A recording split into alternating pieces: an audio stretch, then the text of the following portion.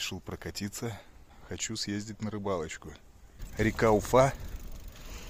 Хочется попробовать поймать рыбу какую-нибудь. Тут такой рельеф. Постоянно либо в горку, либо на тормозах с горки. Велосипед маловат. И каждый раз мушки с мусором приплывают. Ну, там водоросли всякое такое цепляется.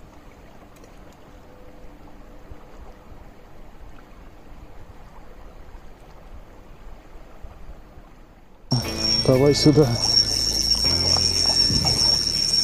Кто там такой сильный прилип? Офигеть.